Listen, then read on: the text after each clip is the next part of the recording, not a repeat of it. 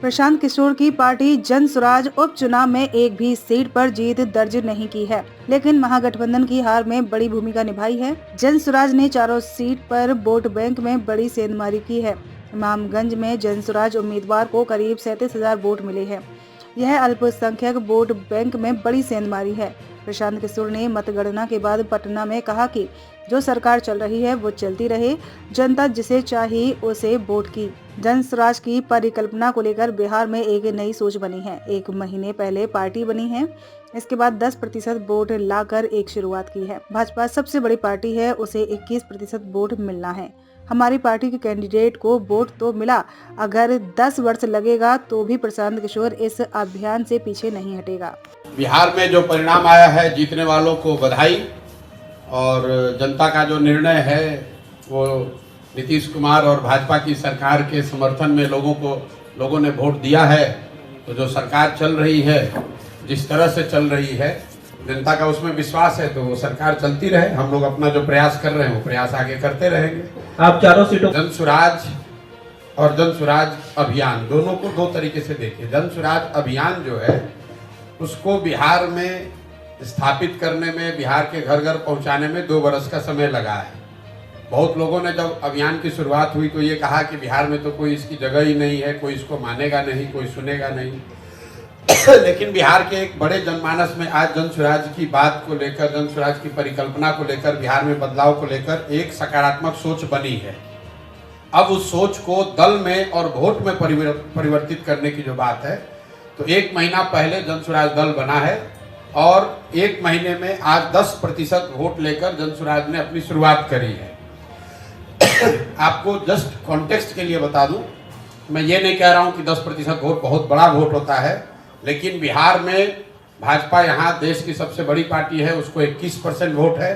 पिछले विधानसभा में भाजपा को 19.6% वोट था।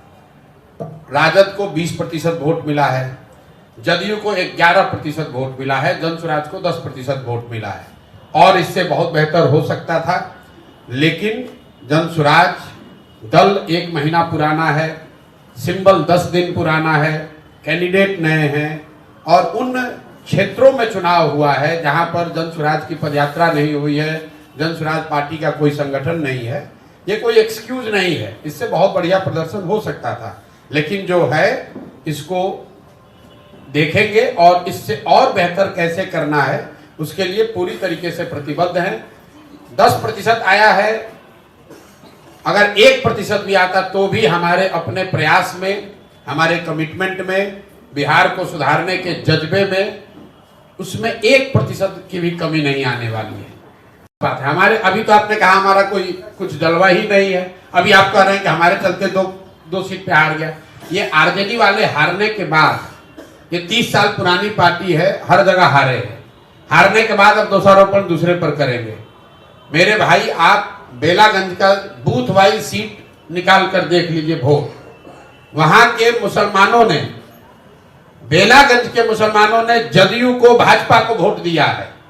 और मैं आपके माध्यम से बिल्कुल ये क्लियर कर दे रहा चाहता हूं, बेलागंज के मुसलमानों ने जन स्वराज को वोट नहीं दिया है। उन्होंने सबसे ज्यादा वोट वहां पर जदयू भाजपा के उम्मीदवार को दिया है। आप बूथ वाइज जो बेलागंज के बड़े मुस्लिम गांव हैं वहां पर जो वोट पड़ा है उसको निकाल कर देख लीजिए।